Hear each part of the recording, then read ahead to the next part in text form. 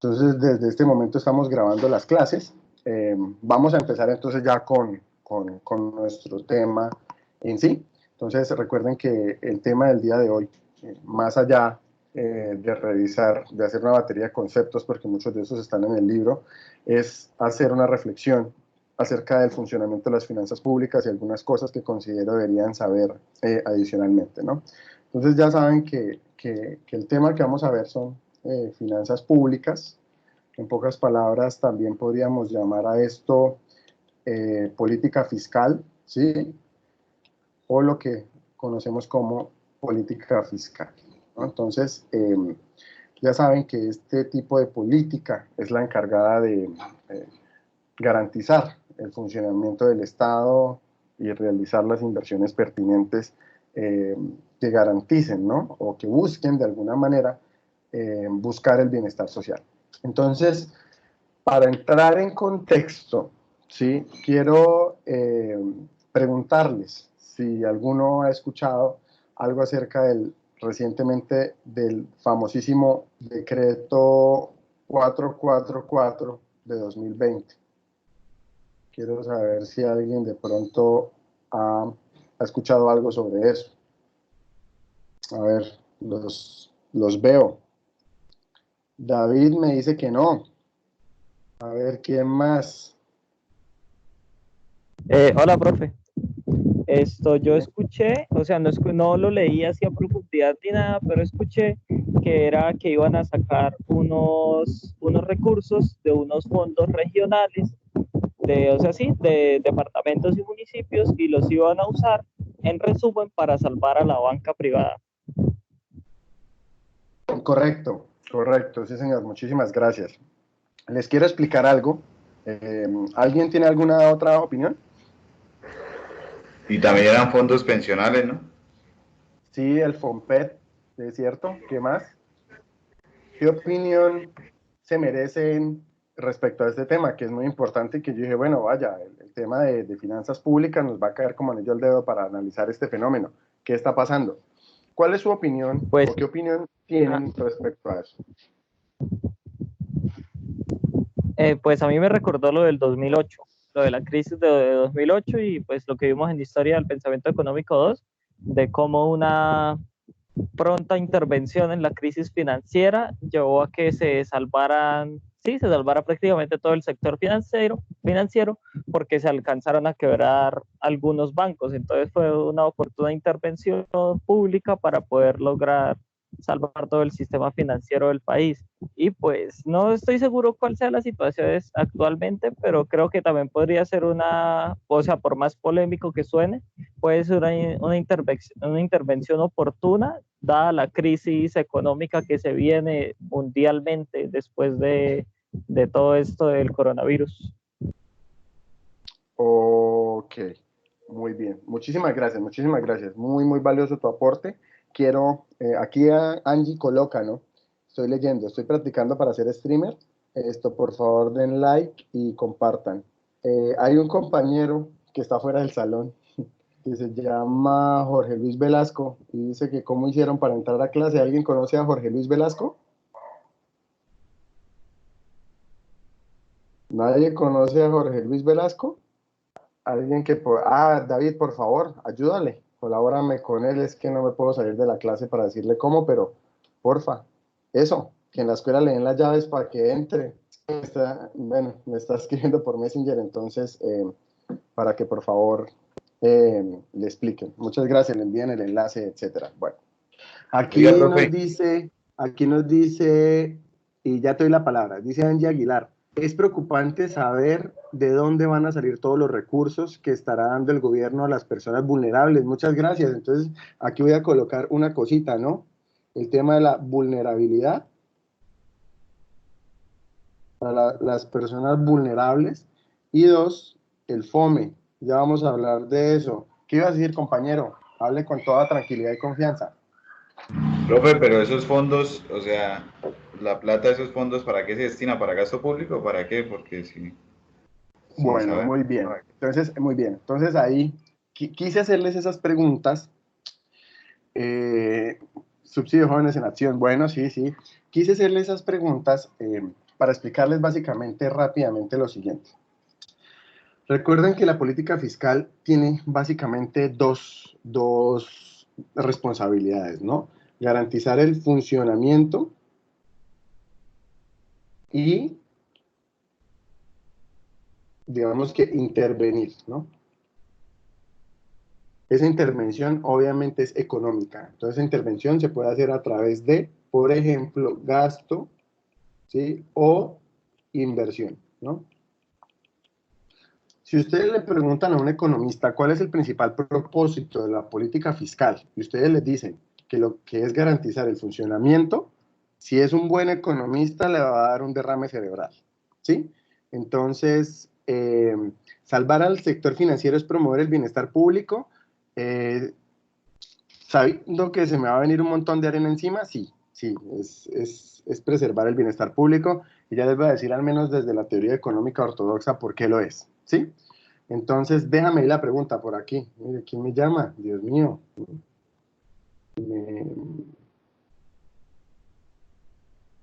Me, me intervienen en mis clases. A ver, dejé de transmitir, dejé de compartir, ¿cierto? Dejé de compartir pantalla, qué pena. Espérame un segundo que me está llegando una llamada. Qué pena.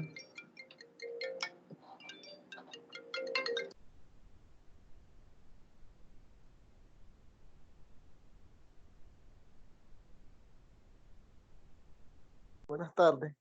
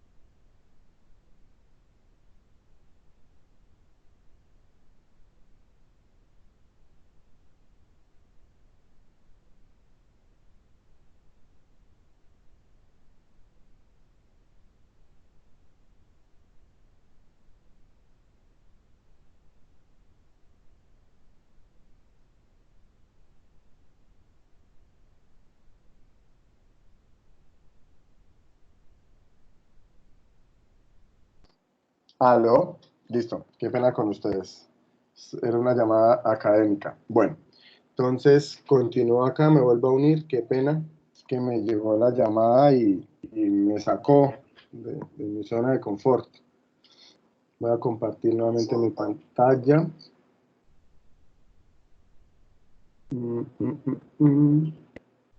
Pantalla, listo.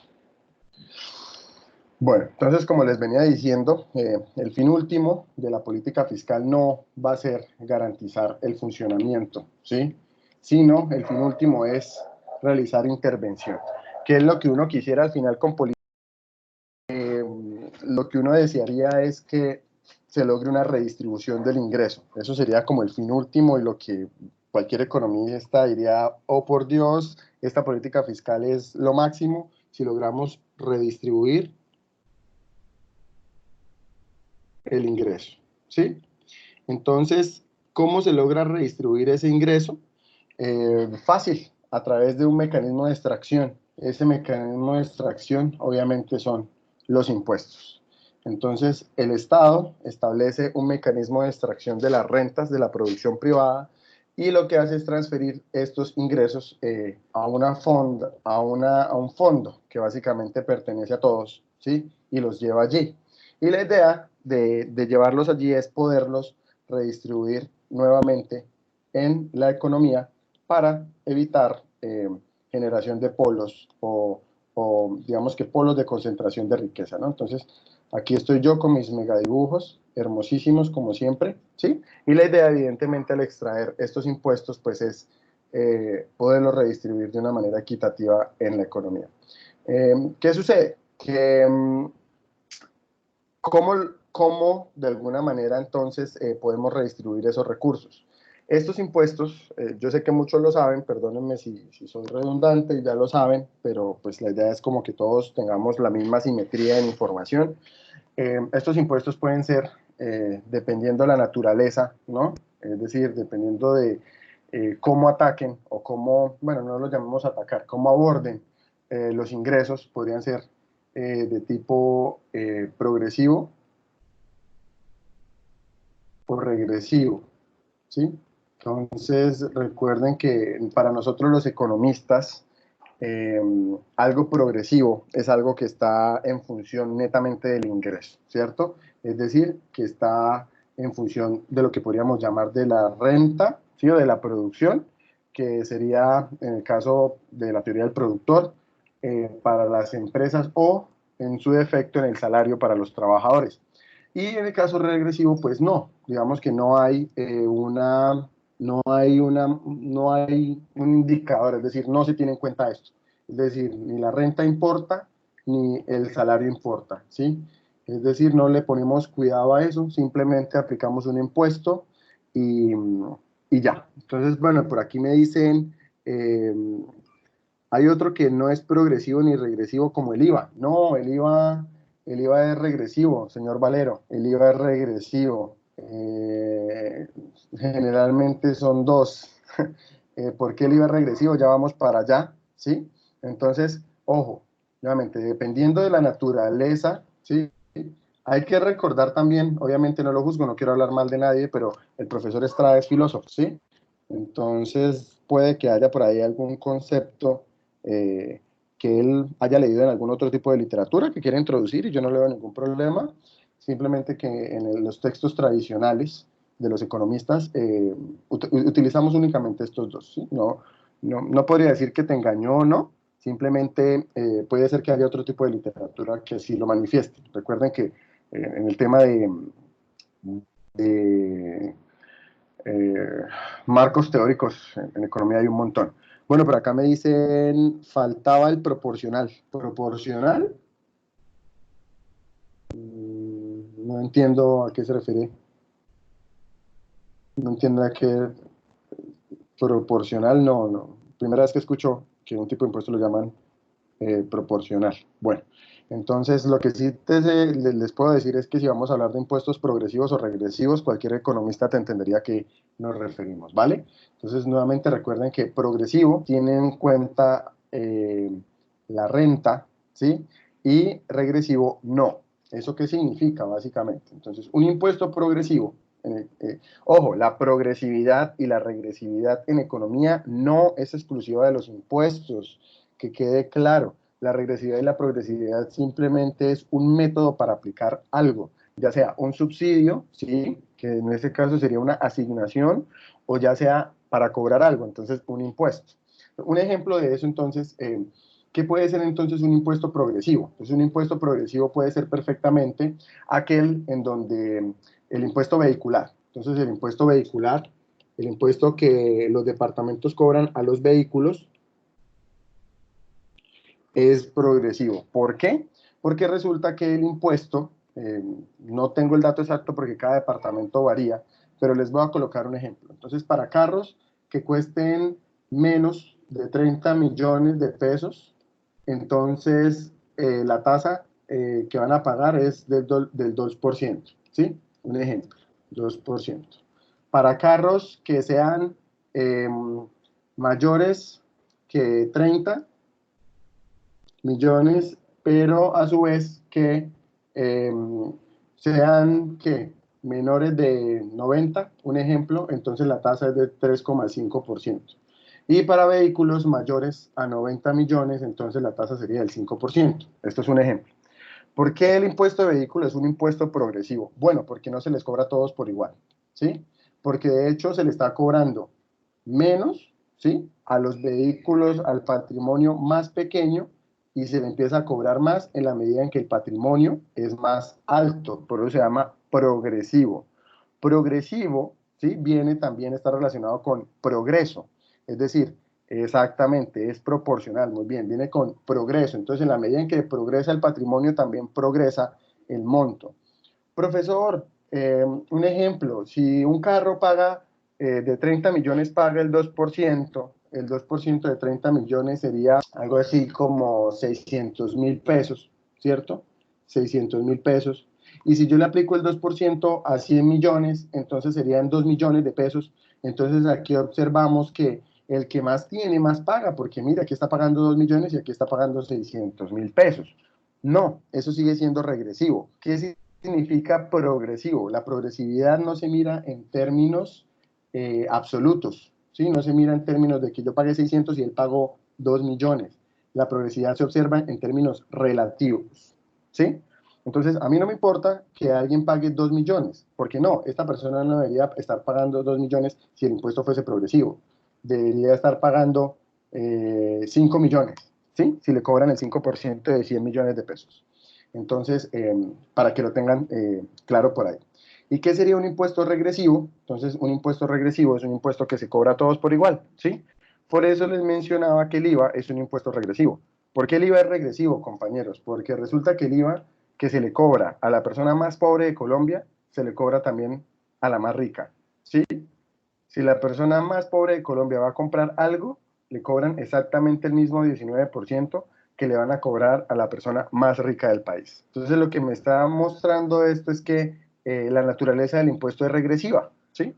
En donde uno puede encontrar entonces los tipos de impuestos que puedan aplicarse. Entonces, por ejemplo, también dependiendo de la manera en que se apliquen, los impuestos pueden ser directos o indirectos, ¿sí? ¿Qué significa eso? Los impuestos directos gravan algo en específico, es decir, gravan una cosa en particular. Generalmente los impuestos directos gravan lo que yo llamaría el patrimonio. Por aquí me dicen, el regresivo lo conocía con el nombre de impuesto proporcional. Sí, puede ser que en el contexto de la historia del pensamiento económico, en otro marco teórico lo llamen así. Yo no me atrevo a decir que no exista, ¿no? Simplemente que en la literatura macroeconómica, recuerden ustedes que el macroeconomía, en el plan de estudios de ustedes, es macroeconomía neoclásica. ¿Listo? Para que lo tengan presente. Entonces, sí, desde el marco teórico neoclásico se le llama así. Ahora, ¿por qué? Bueno, porque cuando vayamos ahorita a mirar el marco fiscal de mediano plazo, nos vamos a dar cuenta que no, que el gobierno nacional no usa para sus estimaciones la macro marxista, usa la macro neoclásica, ¿sí? Los postulados de la macro neoclásica. Por eso es que ustedes les están enseñando macro neoclásica, porque el día de mañana cuando lean textos macroeconómicos los van a encontrar de esa manera. Por aquí Felipe dice, según historiadores, el regresivo era como el opuesto al progresivo, que a los pobres más y a los ricos menos en porcentajes. Puede ser, pero no necesariamente, ¿sí? El historiador debería ser historia marxista, pero bueno, entonces en eso sí quedó en deuda entonces historiadores. También, es decir, a ver, regresivo, ¿sí? Cuando decimos regresivo, cuando decimos que un impuesto es regresivo, no necesariamente estamos queriendo decir que a los pobres se les cobra más y a los ricos menos. Profesor, si tenemos un impuesto en donde a los pobres se les cobre más y a los ricos menos, ¿eso es regresivo? Sí, pero no únicamente. También es regresivo cuando se les cobra a todos por igual. ¿Correcto? Cuando a todos se les cobra todo por igual, es regresivo, porque recuerda que hay dos categorías, o se es progresivo o se es regresivo. ¿No está compartiendo pantalla? Eh, ¿Me confirman, por favor? Yo sí la estoy viendo acá compartida. Yo sí la estoy viendo compartida. Señor Valero, si quiere busque mi nombre en, en, en el texto, le dan clic derecho y le da anclar sobre la imagen. Y ahí ya se va a volver a ver. ¿Listo? Bueno, perfecto. Entonces, dice, si va en regresivo, entonces sí está. Profe, ¿el 4 por mil es un impuesto regresivo o progresivo? El 4 por mil también es un impuesto regresivo, ¿vale? ¿Por qué? Porque se le cobra a todos por igual. Si yo muevo 1.000 pesos en una cuenta, ¿sí? Pues me van a cobrar 4 por mil. Si yo muevo 1.000 millones de pesos, me van a cobrar exactamente la misma tarifa, 4 por mil.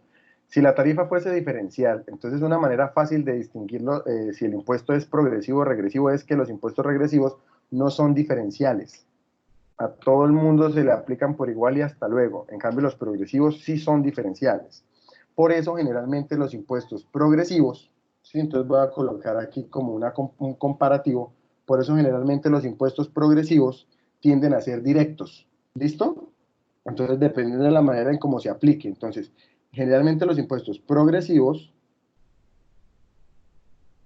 tienden a ser impuestos directos. ¿Qué es un impuesto directo? Algo que grava el patrimonio.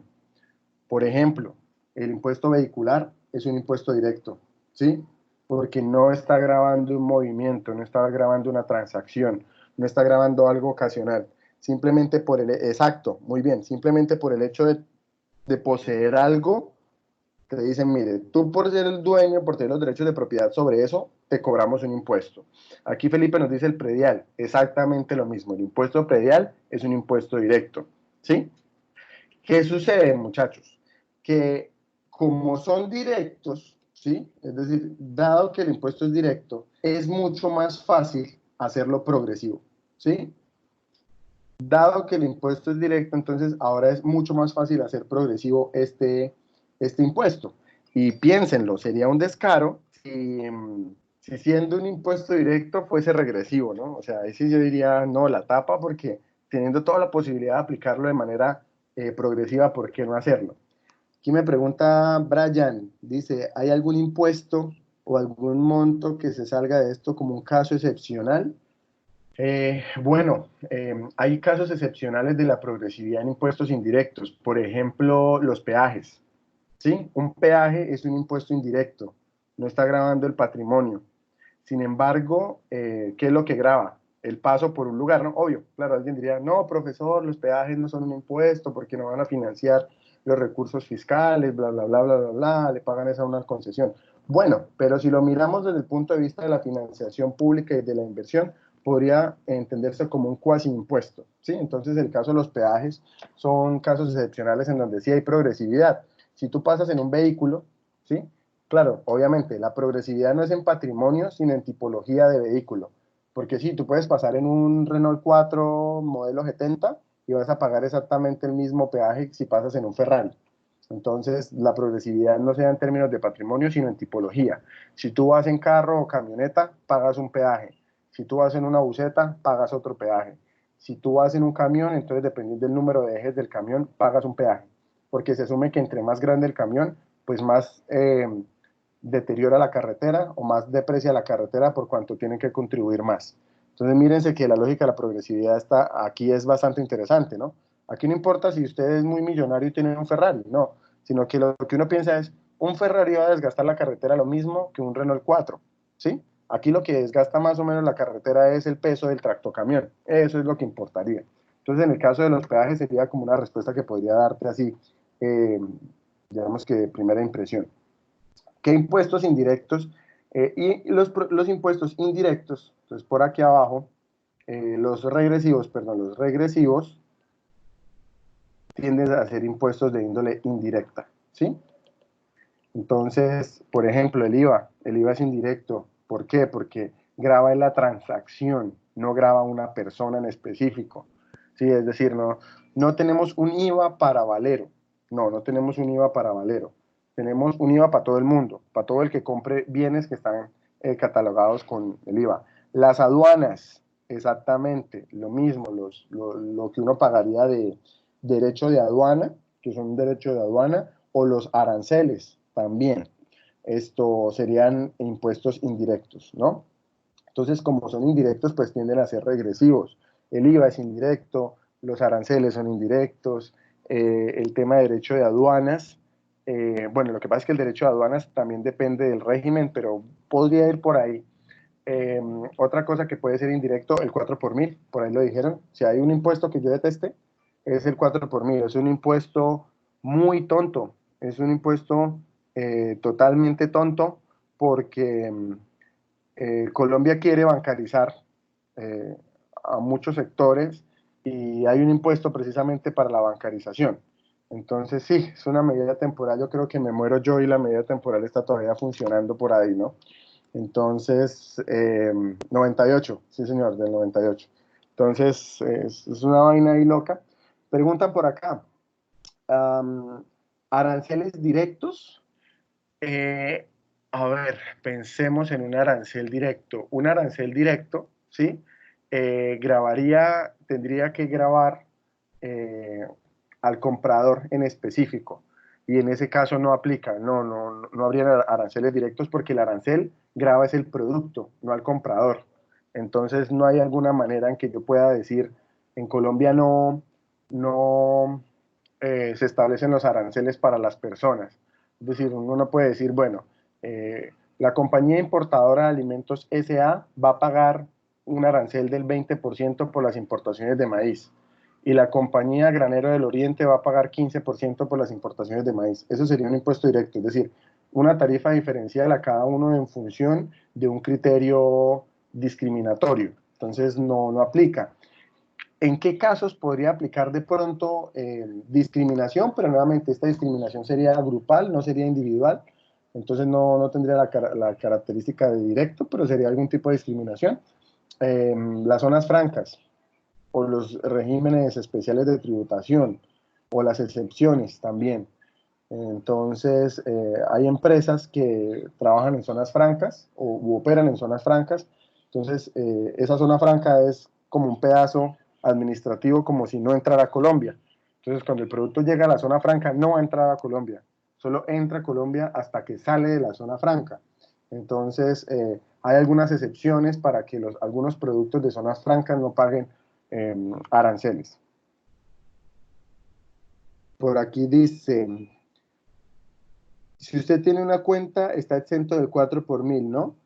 Sí, Carlos Mario, es cierto. Uno tiene derecho a tener una cuenta exenta del 4 por mil, pero si ese monto ya subió, Luis, ese monto ahora está cerca de los 10 millones de pesos. Sí, exacto. O sea, en el caso de las personas naturales, ¿sí? Lo que uno llamaría una persona común y corriente, el 4 por mil está exento para una cuenta de ahorros, ¿sí? Para una cuenta de ahorros y no puedes pasar el monto de cerca de 10 millones de pesos mes. Si tú pasas ese monto, te van a cobrar 4 por mil.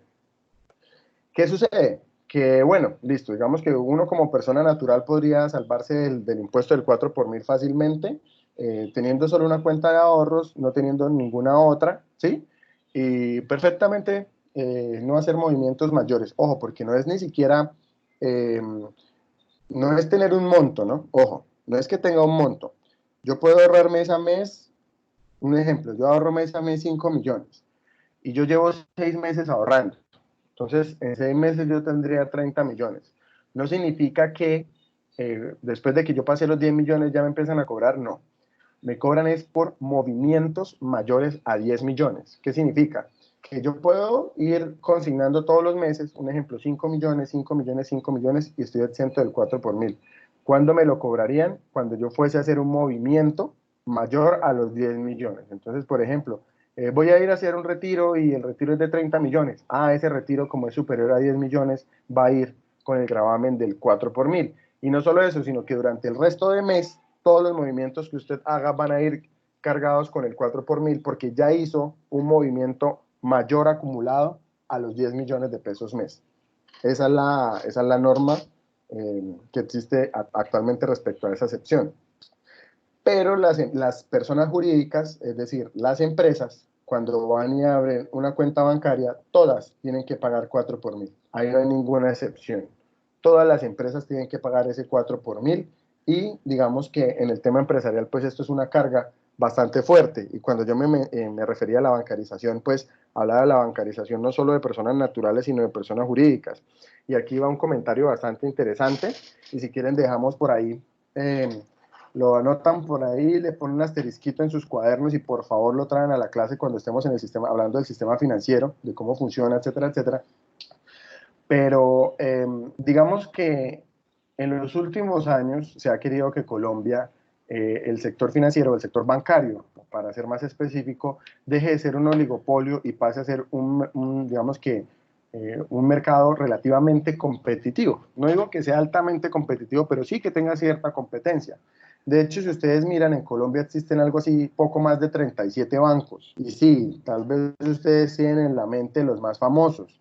Bancolombia, La Vivienda, Caja Social, Bogotá, Occidente, ¿qué otro se me escapa? BBVA, Itaú, en fin, bueno, tendrán los más famosos, Banco Agrario, pero hay una batería de bancos pequeños también que han llegado al país o que han surgido en el país, Banco Central, Banco W, Banco Mujer, creo que hay otro, Banco Pichincha, está el Banco Finandina, bueno, es decir, Banco Meva, muchas gracias, es decir, hay un grupo de bancos que son más pequeños, obviamente no son tan conocidos, Mundo Mujer, Banco Mundo Mujer también, sí señor, muchas gracias.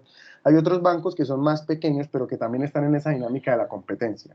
Entonces, ¿qué sucede, muchachos? Que cuando ustedes ponen cuando el gobierno nacional interpone un impuesto, como lo es el 4 por mil, pues eso genera una barrera de entrada, porque por ejemplo, si yo soy cliente del banco BBVA en el portafolio de cuentas de ahorro y yo veo que hay otro banco, llámese Banco Finandina, un ejemplo, Banco Meva, y yo veo, ve, mire, en ese banco tienen cuentas de ahorro a 0 pesos, qué sé yo, o yo quiero crear un ahorro por aparte, pues automáticamente yo no tengo ningún incentivo de tener más de una cuenta de ahorros sencillo, porque todos los movimientos que yo haga en esa cuenta de ahorros adicional van a tener 4 por mil.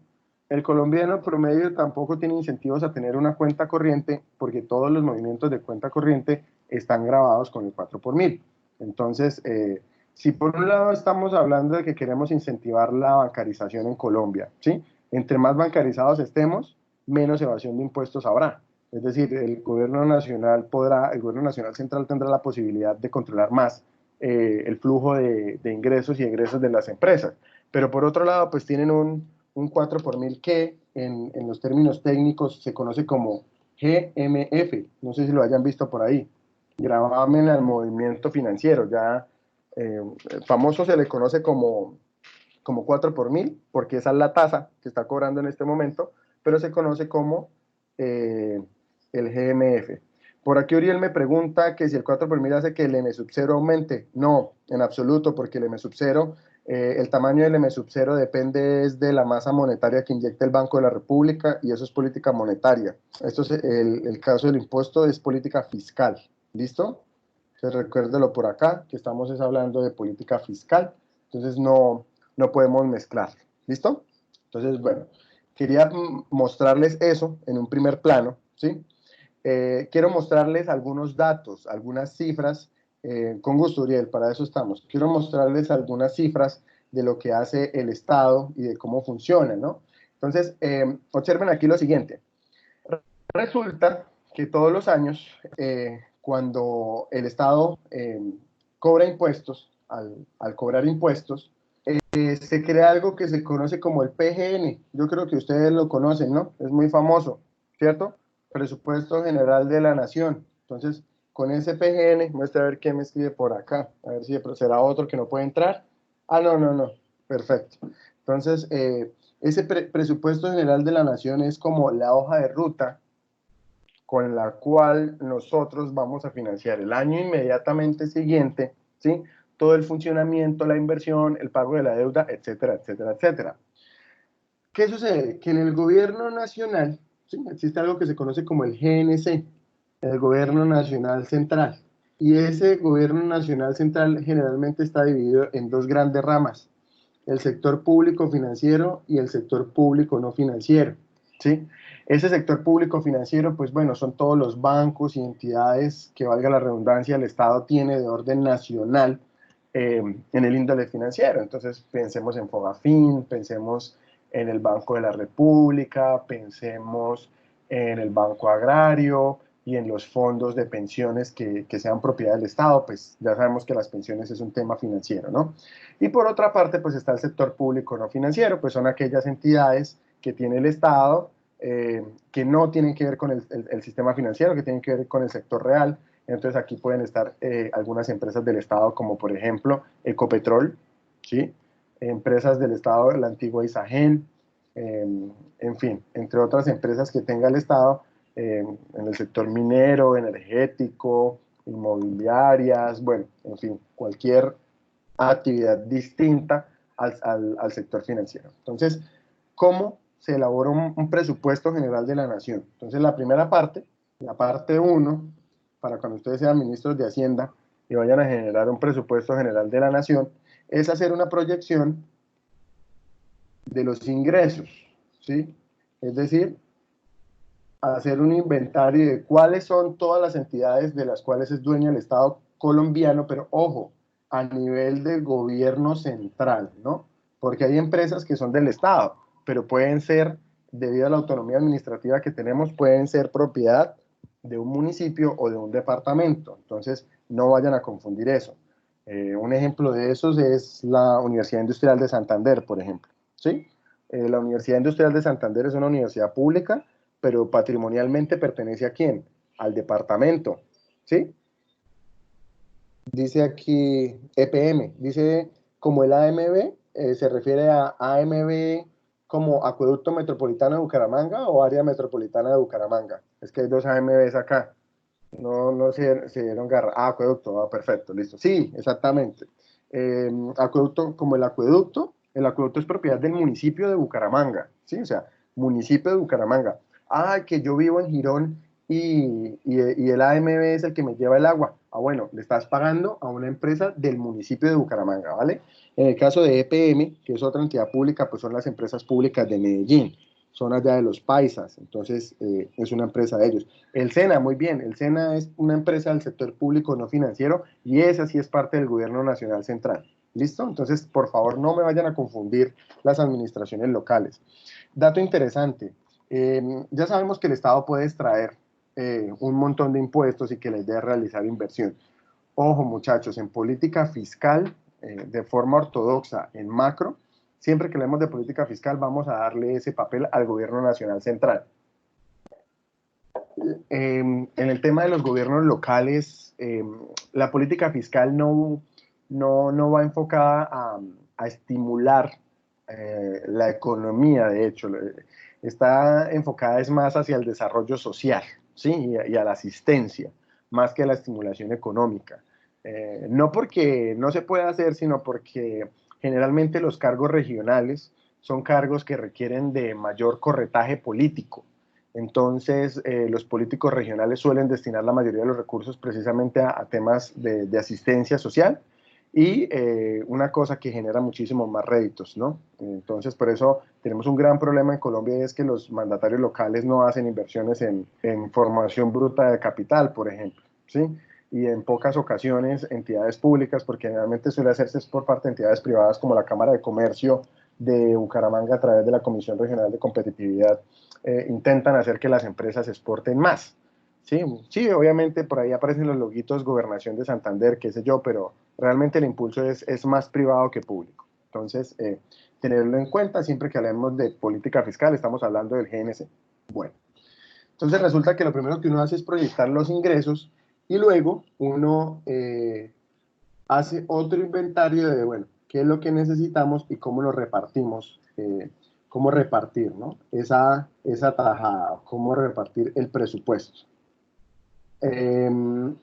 Les voy a mostrar, voy a dejarles de compartir mi pizarra, les voy a mostrar mi pantalla del computador, porque quiero mostrar, quiero que vean, déjenme descargar este documento por acá, quiero que observen, entonces voy a dejar de compartir acá, un momento, quiero que observen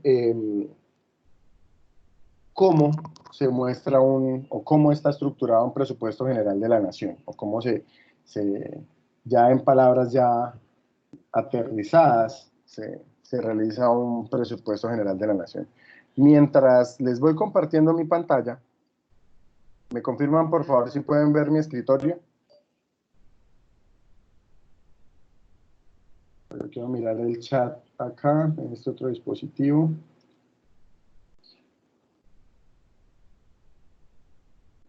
Por aquí dice... Ok, gracias. Qué pena, no había visto por acá. Profe, ¿qué tiene que ver la política fiscal con el superávit o el déficit? Gracias, para allá vamos. Ya les voy a explicar el superávit y el déficit, que son conceptos muy ultra propios de la política fiscal. En términos simples, ya lo vamos a ver un poco más desagregado, pero en términos simples te puedo decir que el déficit fiscal, que como estamos ahorita, ya les voy a mostrar esos datos, es cuando todo lo que nos ingresa a nivel del gobierno nacional central no nos alcanza para pagar todo lo que tenemos que gastar, ¿sí? Tenemos déficit. Entonces ya vamos a explicarles cómo se calcula el déficit, por qué tenemos déficit, por qué no podemos estar en un equilibrio fiscal y algo que se conoce como la regla fiscal, que es muy importante. Entonces ya les voy a dar como todos esos temas. Por fortuna la clase nos ha rendido. Y entonces ya les voy a dar esos temas por acá, ya te respondo. Dice, ¿cómo hace el Estado? Angie pregunta, ¿cómo hace el Estado para determinar qué es mejor para la economía colombiana en términos de aumentar el déficit fiscal o reducirlo? ¿Y cómo afectaría el crecimiento? Uy, preguntaza. Genial, Angie. Bueno, ¿cómo hace el Estado para determinar determinar qué es mejor para la economía colombiana? Eso es una política de gobierno, ¿sí? Te recuerdo que, digamos que a nivel de política fiscal, hay un plan de gobierno, ¿sí? Que cada candidato registra o archiva en la registraduría y digamos que después su plan de desarrollo, su plan nacional de desarrollo, va a ser construido sobre estos ejes propuestos en ese plan de gobierno. Obviamente hay unos programas sociales que no son políticas de gobierno, sino políticas de Estado. Un ejemplo es Jóvenes en Acción y Familias en Acción, que nació en la época del gobierno Uribe como una política de gobierno, pero que a posteriori convirtieron en una política de Estado. ¿Qué significa eso? Que se fue a Álvaro Uribe, vino Santos y continuó, se fue Santos y sigue existiendo el programa. En cambio, hay otras políticas que son políticas de gobierno, como por ejemplo Serpilo Paga. Serpilo Paga es una política de gobierno porque inmediatamente el presidente dejó el cargo, el programa se liquidó, ¿sí? ¿Por qué? Porque no se llevó a una política de Estado a través de una ley. Lo mismo sucede con el tema de los subsidios a las tasas de interés, entre otro tipo de cosas. Entonces, ¿cómo hace el Estado para determinar qué es mejor para la economía colombiana? Siempre un indicador fundamental es observar el PIB. Siempre van a observar el PIB. Cada uno tiene un marco teórico distinto acerca de cómo quieren hacer crecer ese PIB y cómo van a abordar la política social. Entonces, qué sé yo, si ponemos dos escenarios muy claves sobre la derecha y la izquierda en Colombia, para no decir nombres específicos, pues generalmente uno escucha en los discursos de derecha que se promueve que lo mejor para la economía colombiana es bajar los impuestos, que lo mejor para la economía colombiana es abrir los mercados, que lo mejor para la economía colombiana es, de alguna manera, liberalizar los mercados, que lo mejor para la economía colombiana sería garantizar la propiedad privada, ¿sí? Eso sería como parte del discurso de derecha. Parte del discurso de derecha también es como garantizar la seguridad, ¿sí? Entonces, invertir más en seguridad, en ejército, en policía, bla, bla, bla. En cambio, cuando tú escuchas ideas más de izquierda, las ideas de izquierda tienen una característica elemental y es que el pilar no es la producción, sino es el bienestar, ¿sí? Entonces, ya no se preocupa tanto si el PIB crece o no crece, sino se preocupa más es por el bienestar social, ¿no? En algunos escenarios de izquierda un poco más radicales es lo que llaman también la justicia social. Ese tema de justicia social es muy diciente porque básicamente es el fin último, ¿no? De hecho, el foco ya no es ni económico, sino sociológico, tiene una inspiración más sociológica, entonces lo importante es el bienestar. Entonces, si tú no estás tan preocupado en la producción, ¿sí? sino que tú estás preocupado más en el bienestar y en políticas de bienestar, entonces tal vez tú termines asumiendo que lo mejor para la economía colombiana es crear un Estado asistencialista, ¿sí? O garantista. Entonces, que de hecho nuestra constitución es una constitución muy garantista. El problema es que la escribieron muy bonita, pero a la realidad, desde el papel a la realidad, no se ha podido cumplir. Sin embargo, entonces uno puede encontrar, por ejemplo, marcos teóricos en el ala izquierda que promueven un tamaño mayor del Estado, es decir, promueven la estatización de la economía. Entonces ya para otros escenarios se prefiere, en lugar de privatizarlas, como sería una idea de derecha, pues en la izquierda no, se quieren es crear empresas, se quieren es crear más empresas o nacionalizar empresas, que las empresas deberían ser públicas, porque respondan o para que respondan a los intereses del pueblo. ¿Por qué no empezar a planificar un poco más? Eh, ¿Por qué no empezar a nacionalicemos Cerrejón? Sí, digamos que con todo lo que, con el poder del Estado se puede nacionalizar, mejor dicho, a quien quiera, ¿sí? Entonces, se empieza también más en la planificación nacional, en que las empresas no deben velar por intereses individuales, sino comunes, ¿sí? Colectivos. Y entonces, básicamente desde esas dos apreciaciones, ¿no? Desde, una cosa es garantizar el bienestar individual y es una visión, la visión de derecha es muy smithiana, ¿no? Porque Smith básicamente asume que la sumatoria de los intereses individuales lleva a un bienestar colectivo. El único problema es que Smith eso aplica, aquí introduciendo un poquito de teoría de juegos, únicamente en los escenarios cooperativos, ¿sí? Es decir, todos son racionales y la suma de la racionalidad o del interés propio, del self-interest, lleva a un resultado positivo para la economía. Sí, pero en algunos casos, es decir, eso es solo la mitad de la cara de la moneda, por decirlo así, es solo una de las caras de la moneda. La moneda tiene otra cara, hay casos en donde no es tan así, hay casos en donde se necesita regulación de algún tipo, y por otra parte, entonces decimos, no, el humano es, por el lado izquierdo, no, el humano es individualista, quiere apropiarse desde él mismo, no le importan los demás, entonces no, aquí todos a trabajar con un fin común, y el fin común es todos estar bien. Entonces, para responderte a esa primera pregunta, ¿cómo hace el Estado para determinar qué es lo mejor? Depende de su marco teórico, obviamente, depende de su ideología, llamémoslo así para no sonar tan nerdos, pero también depende de su política de gobierno. Es decir, qué estrategia, hacia dónde apunta su estrategia, hacia la liberalización o hacia la estatización de la economía. No me atrevo como profesor responsable de macroeconomía a decir si una está bien o mal, ¿sí? Son marcos teóricos. No, yo creo que ya las opiniones personales pues ya difieren un poco, simplemente quiero presentarles como el panorama y cada quien obviamente desde su propia perspectiva económica, sociológica, etcétera, podrá tomar sus propias decisiones y su posición. Y de hecho eso es deseable, ¿no? Porque en una sociedad se necesitan muchos puntos de vista, ¿no? Al final la sociedad se construye con esa heterogeneidad de opiniones y de aportes. En la segunda parte de la pregunta decía que en términos de aumentar el déficit fiscal o reducirlo, ¿cómo afecta el crecimiento? Claro, ¿cuándo se aumenta el déficit fiscal? Cuando aumentamos el gasto y no aumentamos en la misma proporción los ingresos, ¿sí? Entonces, si nosotros queremos dar más subsidios y no aumentamos los impuestos, que son los ingresos corrientes de la nación, pues vamos a tener déficit. ¿Qué sucede? Que en el corto plazo, un aumento en el gasto, ya sabemos desde la demanda agregada, pues vamos a tener un impulso en el PIB, ¿sí? Si el Estado empieza a gastar más, pues vamos a observar una aceleración en el PIB. El problema es en el mediano y en el largo plazo, porque como nos endeudamos, entonces a futuro vamos a tener que pagar esas deudas. Entonces, o a futuro tenemos que recortar ayudas sociales o volver a subir los impuestos, ¿sí? Y así en un encadenamiento sucesivo. De hecho, sobre este tema hay algo que se conoce como la equivalencia ricardiana, y es lo que David Ricardo llamaba el ajuste de la intertemporalidad del consumo.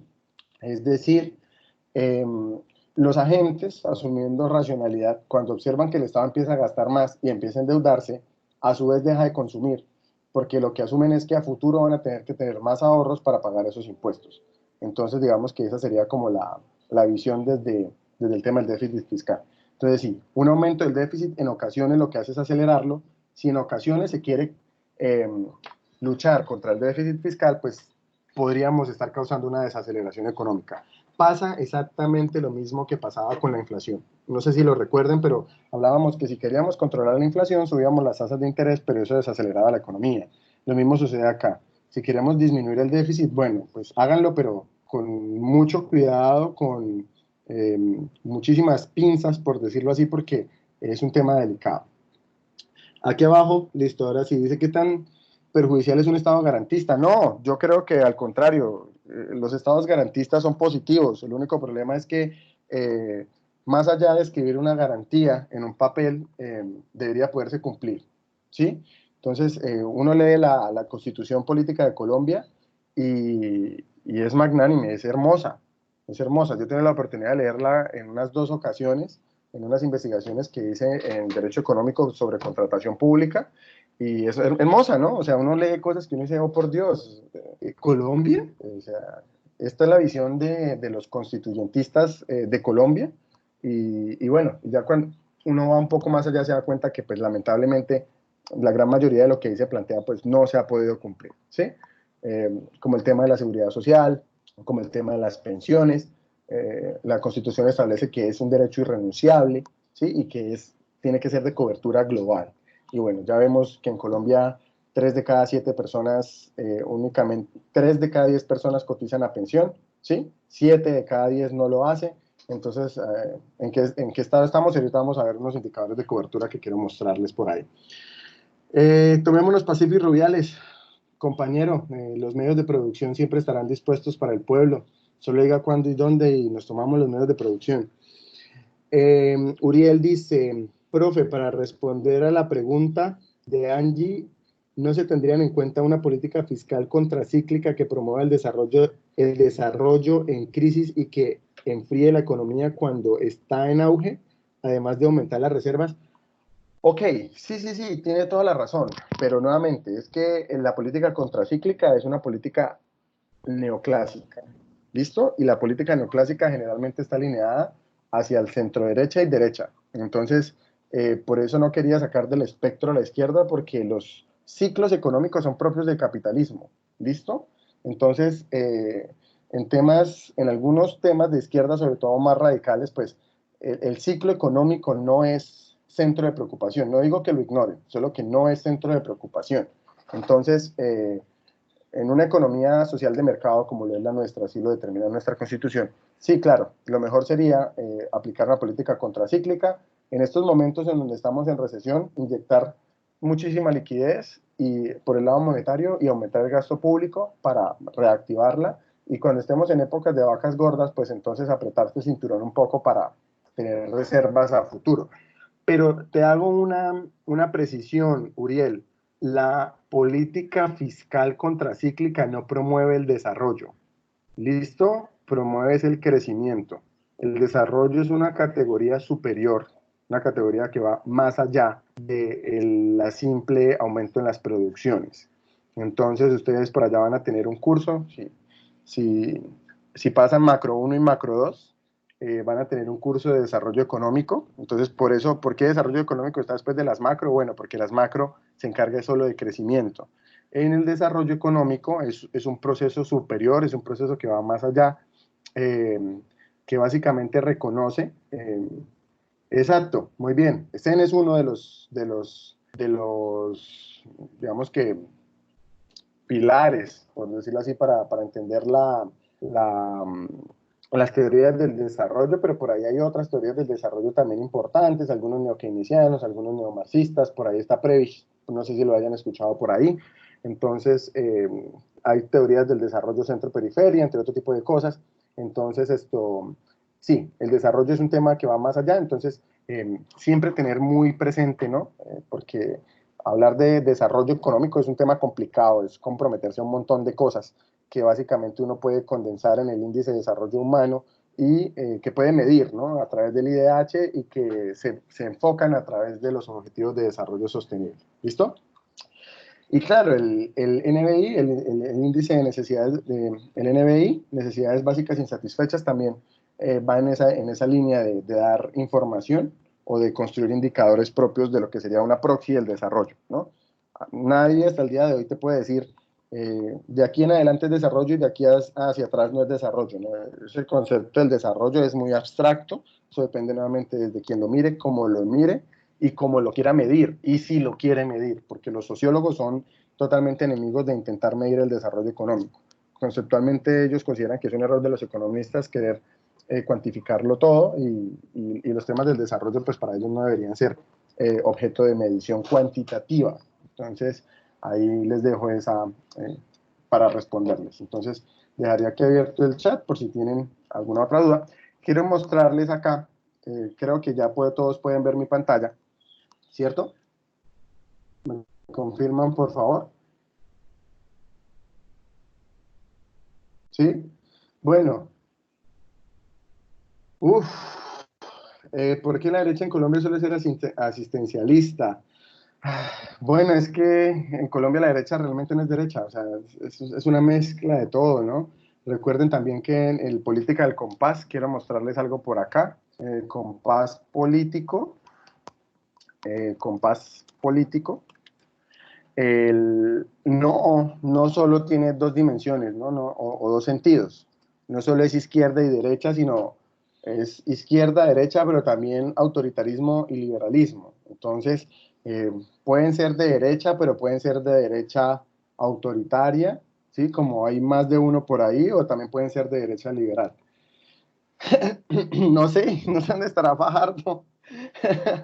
Si quieren usar la cultura de internet, Fajardo estaría acá en la línea negra, no es de ningún color, pero no sé, yo pensaría que Fajardo tiende a ser como un poquillo no sé, es que es complicado, yo pensaría que un poquillo de izquierda liberal, tal vez, no sé. Donde yo sí puedo decirles es dónde estoy yo. Por ejemplo, mi ideario político es de izquierda liberal. Yo ya hice este test, hay un test que ustedes pueden tomar en internet que le hace una serie de preguntas y básicamente con base a sus respuestas los va a ubicar en, en este espectro. Entonces por aquí me ubico por acá, muy cercano al centro, en el liberalismo, ¿sí? Entonces ahí esto dice envíelo, que el parcial sea aplicar el test. No, porque el test no tiene preguntas correctas e incorrectas. Si fuese muy autoritarista, solo quisiera que todos pensaran como yo, pero eso es precisamente lo que les estoy diciendo, soy muy liberal. Entonces no hay lío. ¿Dónde está? Don Berna, yo creo que Don Berna, el jefe paramilitar, ¿cierto? Yo creo que los paramilitares estarían acá, en el cuadro azul, los de derecha autoritaria. Sí, por aquí estaría ubicada el paramilitarismo, por decirlo de alguna manera. Los libertarios pensaría que estarían acá en el moradillo y en este sector, en el sector rojo, estaría el comunismo, ¿sí? El comunismo puro como se conoce. Por ejemplo, por aquí estaría en el sector rojito estaría Stalin, por decirlo así, y en este ladito azul estaría Hitler. Eh, ¿Dónde estaría Uribe? No sé. Sí, yo creo que los liberales son más de centro derecha. Hoy en día los liberales son más de centro derecha, ¿no? Entonces, y liberales, obviamente. Pero bueno, sí. Les dejo ese política al compás. Entonces, si la pregunta es, ¿por qué la derecha colombiana es asistencialista? Bueno, porque las derechas no son iguales, ¿no? Hay derechas liberales y hay derechas autoritarias. Las autoritarias son las que tienden a ser más asistencialistas. Los colores del Centro Democrático, esto ya no se puede subir a YouTube. Sí, que claro que lo podemos subir a YouTube. ¿Por qué no? Esto es una universidad. En principio no estamos vetados de hablar absolutamente de nada. Todo es objeto de debate. Los colores del Centro Democrático, rojos y azul, ¿hay qué? Ok, no sé, no. Eso no tiene absolutamente nada que ver, ¿no? Supongo que tiene que ver más con el color de la bandera.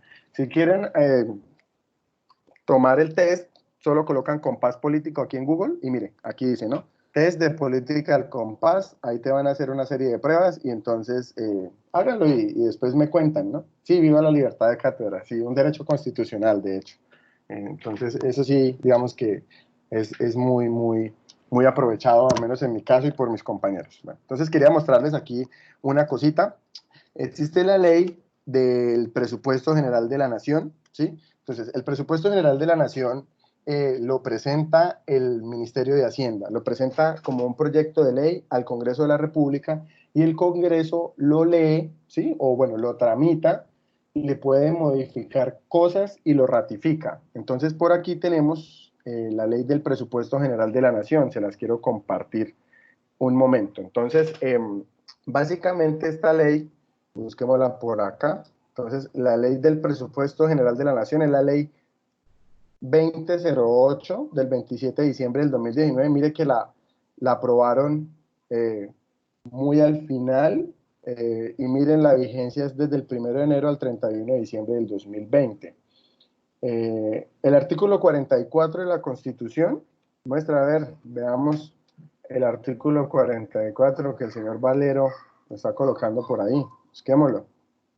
Sobre los derechos fundamentales, sí, sí señor, exactamente, los derechos que están amparados. Ah, pero de la ley. Ah, yo pensé que el derecho de la Constitución, artículo de la Constitución. Ok, a ver, veámoslo por acá. Entonces les presento la ley 2008 del 27 de diciembre del 2019, que fue la que le dio vida al presupuesto general de la Nación, y ellos lo llaman el presupuesto de rentas y recursos de capital y ley de apropiaciones para la vigencia del 1 de enero al 31 de diciembre. Obviamente, esto es una labor legislativa, por lo tanto es una ley, y lo primero que empieza diciendo es que el presupuesto de este año en el que estamos andando, pues fue de 271.713.994.711.741 pesos, ni más ni menos. Ese es el presupuesto que tiene Colombia para funcionar durante el 2020. Entonces aquí ellos lo que hacen es colocar, ¿sí? Colocar una guía de dónde van a obtener ese dinero. Entonces no sé si lo observen por acá, pero aquí aparecen los ingresos del presupuesto nacional. Entonces miren acá los ingresos corrientes de la nación. ¿Cuáles son esos ingresos corrientes de la nación? Pues todo lo que proviene de los impuestos, ¿sí? ¿Cuáles son los recursos de capital? Todo lo que se ha invertido en portafolio, ¿sí? Que tenga la nación, son esos recursos que provienen, ¿sí? Alguna contribución para fiscal, es decir, aquellos aportes que se hacen no vía impuestos, sino, por eso se llama un parafiscal, es como un paralelo a las obligaciones fiscales, y algunos otros fondos especiales que administre la nación, ¿sí? Y aquí está, de dónde, esta es la primera parte, ¿no? Los ingresos del presupuesto nacional, que son 255 billones, miren que ahí hay un desfase de ¿qué? Cerca de unos 15 billones, 16 billones de pesos con el presupuesto, es decir, 255 billones se financia con los ingresos de la nación, pero el restante, ¿cómo lo financiamos? Esos 16 billones aproximadamente restantes. Entonces son pues, los réditos que generan los establecimientos públicos, las empresas del Estado. Aquí encontrarán algunos, mira, la Agencia de Cooperación Internacional, la Agencia Nacional de Inmobiliaria Virgilio Barco, esto lo crearon para realizar la remodelación del Centro Administrativo de Bogotá, lo creó Santos por allá, la Superintendencia de Servicios Públicos, mira, aquí ustedes van a observar un montón de entidades que estoy seguro que muchos ni siquiera sabían que existían, ¿no? Están las más famosas, el IGAC, la ESAP, los ministerios, miren las cajas de retiros, fondos del ejército, la policía, fuerzas militares, esto suele escucharse mucho, la Agencia de Desarrollo Rural. Por estos días ha sonado mucho el Instituto Nacional de Salud, obviamente, que es diferente al Ministerio de Salud, ¿no? Para que lo tengan por ahí presente.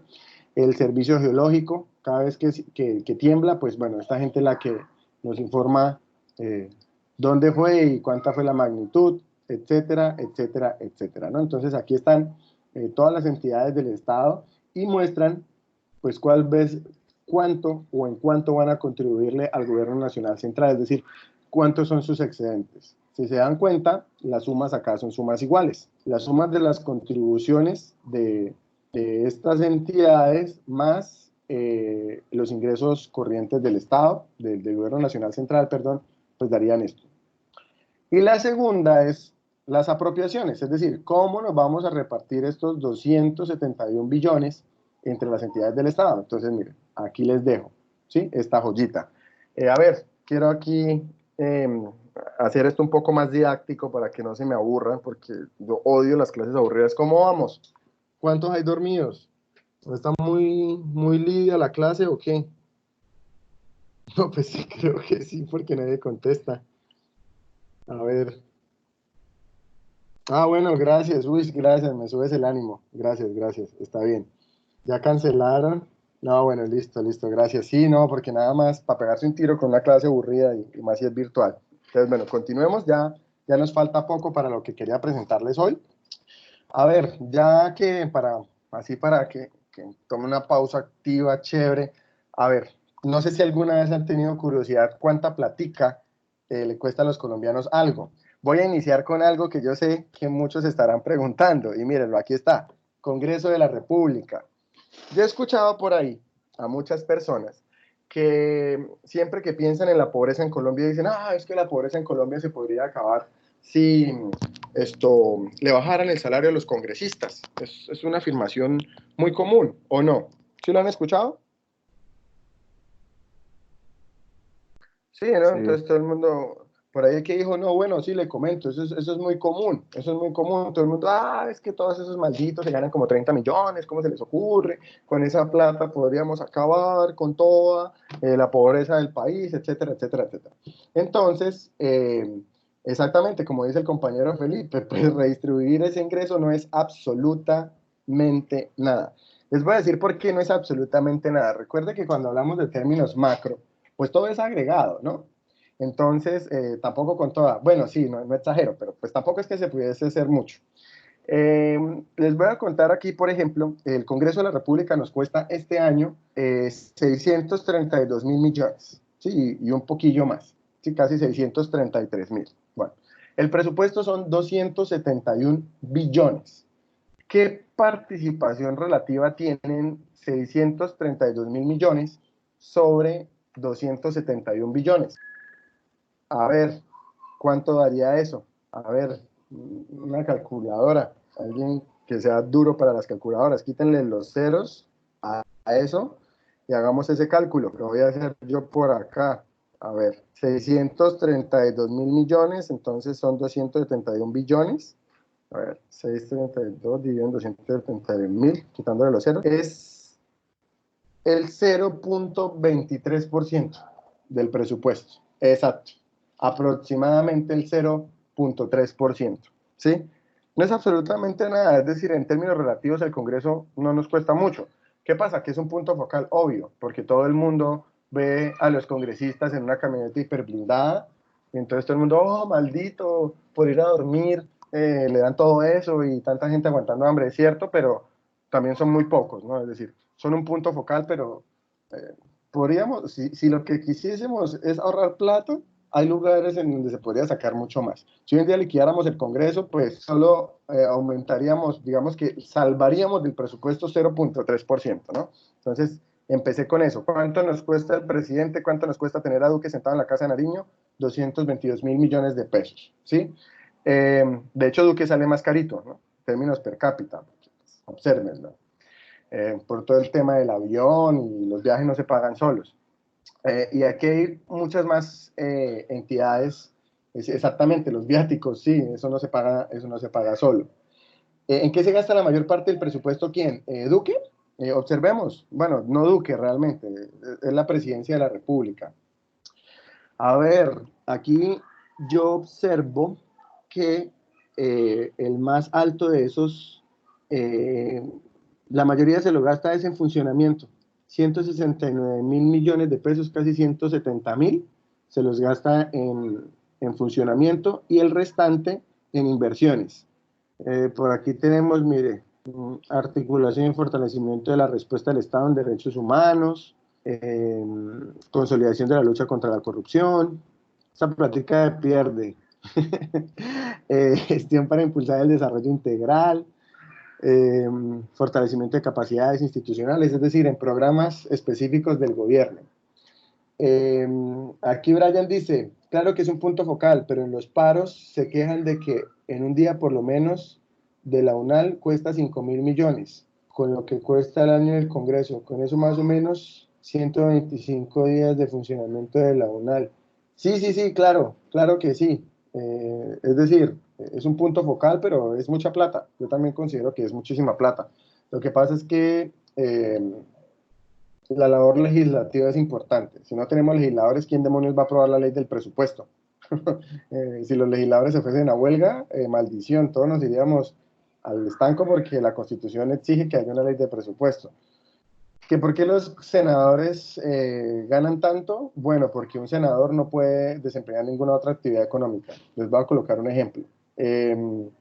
Yo soy profesor de tiempo completo de la Universidad de Santo Tomás. Sin embargo, me tomo el atrevimiento de ser profesor de otras universidades, porque yo no tengo un contrato de exclusividad con la Santo Tomás. ¿Qué significa? Tiempo completo no significa exclusivo. Entonces yo puedo buscar otros ingresos por otros lados y al final pues es legal porque estoy trabajando, ¿no? Es lícito. Resulta que los congresistas no tienen permitido eso. Un estudiante de educación pública le cuesta como 9 millones anuales al Estado. No, Felipe, le cuesta menos. Cuesta algo así como unos 6.3. Es que los otros tres, es que a ver, uno no puede dividir todo el presupuesto de las universidades y hallarlo per cápita. Es decir, el estudiante cuesta menos porque las universidades tienen tres propósitos, tres objetivos misionales: docencia, investigación y extensión. Entonces, pensaría que sí, más o menos de esos 9 millones, 6 millones serían para docencia, pero la otra restante sería para investigación y extensión. ¿Listo? Entonces, realmente le cuesta un poquillo menos. Entonces, bueno, lo que les estaba mencionando es que los congresistas no, un congresista no puede hacer operaciones de ningún tipo, de ninguna. O sea, cuando hablamos de inversiones, es decir, que puede tener su casa, que puede comprar su carro, que puede tener su finca, su chalet, bueno, lo que quieran tener, hágale, pero ellos no pueden hacer negocios de ningún tipo, es decir, la relación contractual de ellos no puede existir. Ellos no pueden ser asesores de nadie, no pueden trabajarle a una empresa, no pueden hacer absolutamente nada más, ¿sí? Y la próxima clase sobre el capítulo 7, mañana la clase es sobre el sistema financiero. Déjenme buscar por acá. Dios mío, se me está yendo la clase y no les voy a mostrar todo lo que tenía preparado. Esperen un segundo. La mañana es sobre el mercado financiero, por favor, capítulo 8, ¿sí? Capítulo 8. Exacto, entonces, bueno, ya para ir rápidamente porque el tiempo se me está acabando, esto, no pueden ser independientes, no pueden tener empresas, no, ay, que yo soy senador y puse una venta de empanadas, no pueden ser asesores, no pueden trabajar para nadie más. ¿Por qué? Pues sencillo, por una razón bastante básica, los legisladores no pueden tener intereses, sí, conflicto de intereses, y de hecho, aún así los tienen. No sé si ustedes hayan visto, pero hay algo que se conoce como se declara impedido. Declararse en impedimento significa que no va a votar porque hay un conflicto de interés. ¿Cuáles son esos impedimentos? Por ejemplo, ¿no? A ver, van a votar para modificar las pensiones de los altos funcionarios del Estado. Entonces yo no puedo votar porque resulta que mi esposa es una magistrada del Consejo Superior de la Judicatura y ella se va a ver afectada con mi voto, ¿correcto? Entonces, no. Esa no es la objeción de conciencia. La objeción de conciencia es otro concepto jurídico distinto. La objeción de conciencia es que yo eh, me inhibo, ¿sí? O me declaro digamos que me declaro para no tomar ninguna decisión o me declaro para apartarme de algo porque mi ética, mi construcción ética, que está atada obviamente a una moralidad específica, me lo impide. ¿Listo? Eso es objeción de conciencia. Entonces, por ejemplo, Álvaro, usted va al ejército y usted coge un arma y mata a alguien. Entonces, no, porque mi filosofía es de la no violencia, de la educación y de la paz.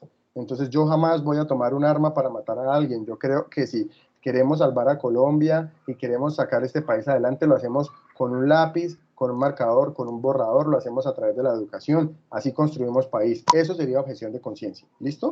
Entonces, declararse impedido es que yo tengo un conflicto de intereses y no puedo participar de eso porque la decisión estaría, digamos que, distorsionada. Porque piensa en la objeción de conciencia. Si un senador tiene objeción de conciencia con ser senador, no podría ser senador, porque jamás podría votar, ¿sí? Entonces, miren que el tema es diferente. Entonces, bueno, respecto a eso. Entonces, Por eso los salarios de los congresistas son muy altos, porque lo que quieren es que tengan el dinero suficiente para que no acudan a otras instancias a buscar más dineros. Se supone que para que sean incorruptibles, es decir, hombre, alguien que se gane como 35 millones de pesos, pues no se va a dejar comprar por cualquier baratija, ¿no? Pero ya sabemos que, bueno, que en los temas de corrupción, el hambre por el poder y la plata, pues no tiene límites y los sobornos para un congresista no son 100 ni 200 millones, sino son en millones, pero de dólares, ¿no? Entonces, bueno, ya lo vamos a ver más adelante. Algo así le sucedió a Antanas Mockus. No sé si supieron que Antanas Mockus, el Consejo de Estado, le quitó la curul. Creo que ya se la devolvió, pero en un momento se la quitaron porque demandaron su investidura por él tener un contrato público o por él figurar como representante legal de una entidad que se llama Corpo Visionarios, que a su vez tenía un contrato público, ¿sí? Exactamente, por Corpo Visionarios. Entonces, mírense que lo que les estoy diciendo es verdad. Pueden investigarlo, ¿sí? No es un parlazo barato mío, realmente así funciona. Entonces, bueno, aquí quería presentarles cómo funciona el presupuesto de la nación. Entonces, no sé si alguien tenga alguna duda o quiera saber, por ejemplo, mire, el DANE, ¿no? Que a nosotros los economistas nos sirve mucho el DANE es muy importante para nosotros. Bueno, el DANE nos cuesta 223.000 millones de pesos al año. ¿Qué más? El IGAC nos cuesta 162.000 millones. Sí, ojo que mire que aquí hay recursos propios, lo que uno llamaría recursos de contrapartida. Pero esto es lo que el Gobierno Nacional Central destina específicamente. Entonces, si quieren chismosear, por favor entren a observar la ley 2008 del 2019 y allí van a observar cómo nos estamos dividiendo la plática. Mire, el Ministerio de Hacienda nos cuesta 14 billones de pesos, ¿sí? ¿Por qué? Porque obviamente el Ministerio de Hacienda, pues, el presupuesto de funcionamiento es más alto porque del Ministerio de Hacienda dependen más unidades, ¿listo? Recursos en justicia, a ver, gracias, busquemos por aquí los recursos de la justicia. Superintendencia, gestión pensional, fondo de adaptación, policía, defensa nacional, caja de retiro, a ver rápidamente si lo veo. Policía, seguridad privada, hospital militar, fuerzas militares, policía nacional. Yo ayer estuve revisando esto y vi por ahí la fiscalía, que hace parte también del tema de justicia, ¿no? Mire, la Agencia Nacional de Tierras, a ver, busquemos por acá. El INVIMA, es que esto no está ordenado, esto está ordenado es por código, entonces no hay como una manera de verlo acá. Geológico, energético, hidrocarburos, minería. Mire, el Ministerio de Educación nos cuesta 44 billones de pesos al año, ¿sí? A ver, el Instituto de Sordos, es que hay mucho donde depende presupuesto, Ministerio de Transporte, Instituto de Vías, Aeronáutica, Infraestructura. A ver, bueno, por aquí ya vamos en el tema de justicia. Mire, la Procuraduría, que es un ente de control, nos cuesta, que es un ente de control que inspecciona no, compañero, este no se puede con control F porque es un escaneo, no es texto. La Procuraduría vigila el comportamiento de los funcionarios públicos, ¿no? Aquí está la Defensoría del Pueblo, por este lado, 596.000 millones. La Defensoría del Pueblo, entre otras cosas, lo que hace es pagar los abogados de oficio, ¿no? Lo que llamarían las personas que no pueden defenderse. La Defensoría del Pueblo es la que les da un abogado. En temas penales, la Contraloría, que vigila los recursos fiscales. Miren, rama judicial, aquí está, 4 billones, nos cuesta la rama judicial, nos cuestan los jueces, 4.7 billones nos cuestan los jueces, y por acá la fiscalía nos cuesta otros 3.6 billones, ¿listo? Entonces, para darle respuesta a quién, a Angie. ¿Dónde está el SMAT? En los recursos de la policía, son como 8 billones, más o menos, que recuerden que el SMAT es parte de la Policía Nacional, entonces está en el fondo de los recursos que se destinan para la policía. Hay que tener en cuenta que la policía y otras entidades también del Gobierno Nacional Central reciben recursos de los gobiernos locales, ¿no? Entonces, ténganlo en cuenta también para el funcionamiento. Bueno, yo quería mostrarles, existe algo que se conoce como el marco fiscal de mediano plazo. Y el marco fiscal de mediano plazo, que es este que tienen acá, es un documento que se presenta anualmente al Congreso de la República desde la creación de una ley en el año 2003. Específicamente, ya les digo qué ley, en el momento, estoy seguro que es del 2003.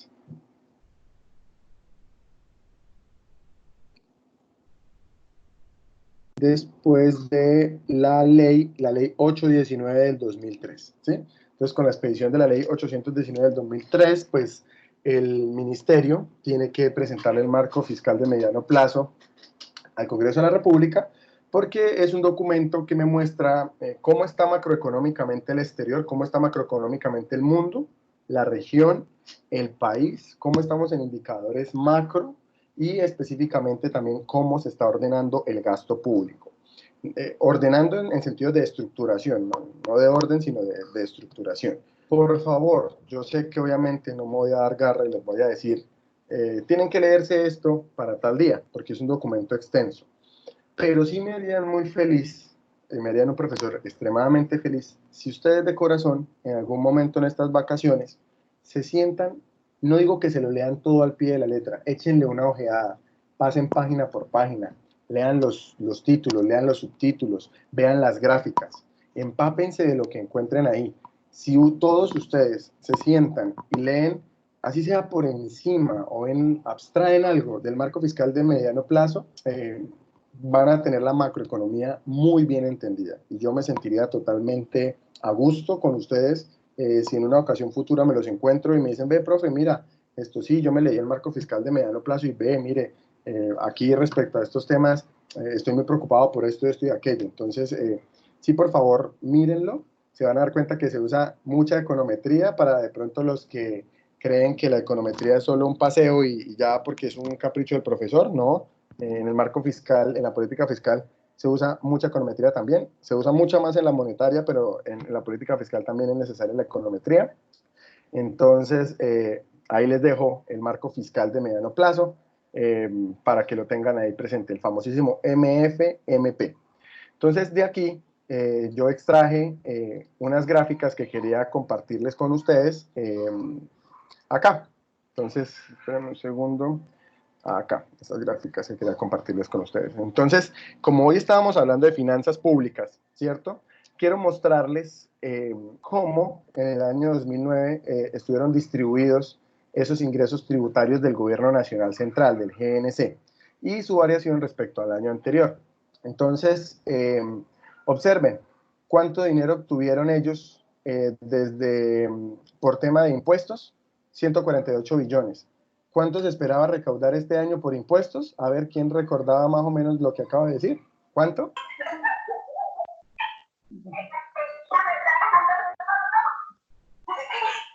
¿Cuánto?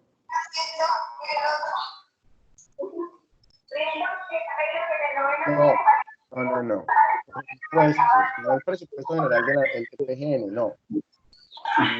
No. Por impuestos. Volvemos a la ley. Eso, necesito que esto quede muy claro. ¿Sí? Rayos, yo la cerré. Necesito eso, como 170, muy bien.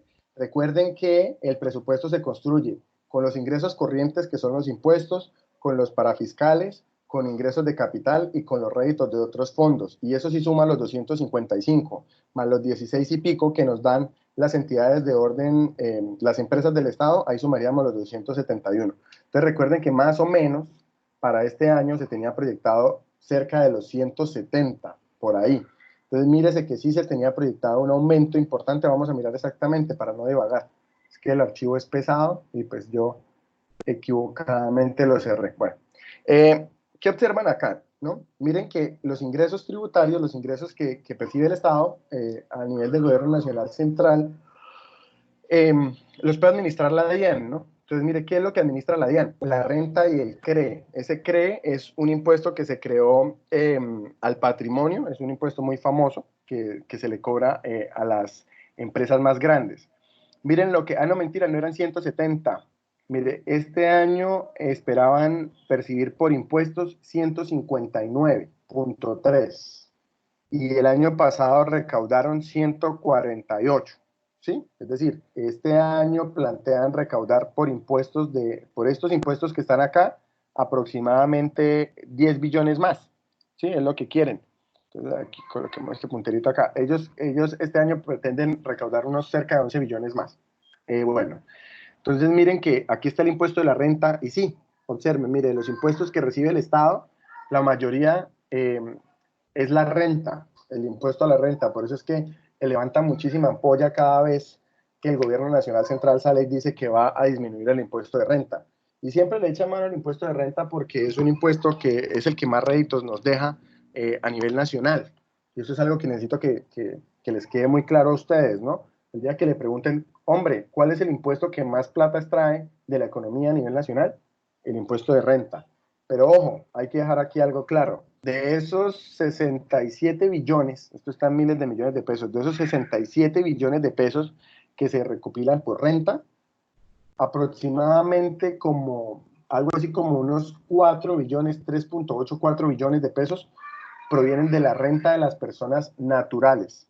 ¿Listo? Es decir, los otros 60 y péguele billones de pesos provienen es de las empresas, ¿sí? Entonces ténganlo ahí presente. El IVA que se le cobra es a los consumidores. Las empresas sirven como agente recaudador de la DIAN y se le cobra es a los consumidores. Mira, aquí está. ¿Recuerdan cuando les dije el 4 por mil? ¿Cierto?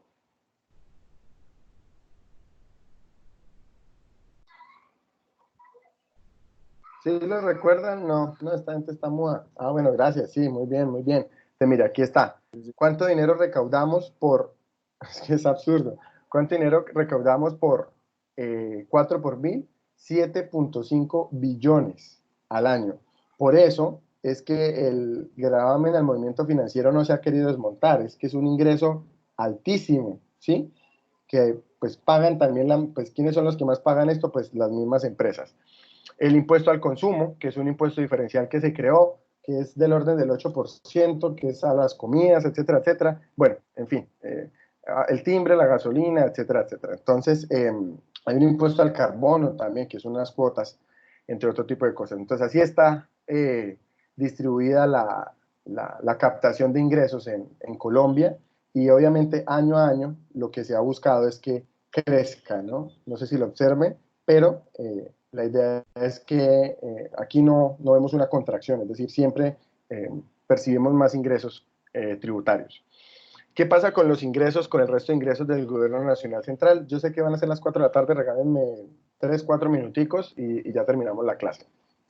¿Qué pasa con los ingresos el resto de ingresos del Gobierno Nacional Central? Entonces, aquí están desagregados dependiendo su naturaleza. Entonces, aquí están los ingresos tributarios que genera la DIAN, pero también aquí están los demás, los que les decíamos, fondos especiales del Estado, los rendimientos financieros, excedentes financieros, estos son los de sus operaciones, ¿sí? Y otro tipo de recursos que llegan. Entonces sumó para el 2019 172 billones, que no es todavía todo el presupuesto. ¿Cómo básicamente entonces, cuando hablaban ahorita del déficit fiscal, el IVA externo es un IVA que se capta, que captan terceros, ¿vale? Ese es el IVA externo, que captan terceros. Que captan terceros y que se cobra a ventas que no son nacionales. ¿Listo? Aquí, volvamos acá. Aquí abandonado. Uy, Ingrid se tomó muy en serio lo de las 4 de la tarde. Rayos, bueno, creo que debe tener. Para que todo quede más claro, este tema considero es muy importante. Llegó el quiz de Historia Económica de Colombia. Ya enviaron el quiz. Bueno, listo, vale, no se preocupen. Yo entiendo que tienen otras actividades, de hecho yo también tengo una reunión justo en este preciso momento, entonces no se preocupen. Por favor recuérdenme que íbamos acá y mañana tomaré 10 minutitos o 20 minuticos de la clase de mañana Entonces la estructuraré para ser un poco más conciso. Es que igual también teníamos que explicarlo al principio. ¿Listo? Bueno, muchachos, listo. Entonces dejemos hasta acá. Voy a dejar de grabar, entonces, para que esta clase quede ahí para ustedes si eventualmente la necesitan. Que estén muy bien. Hasta luego. Chao, chao.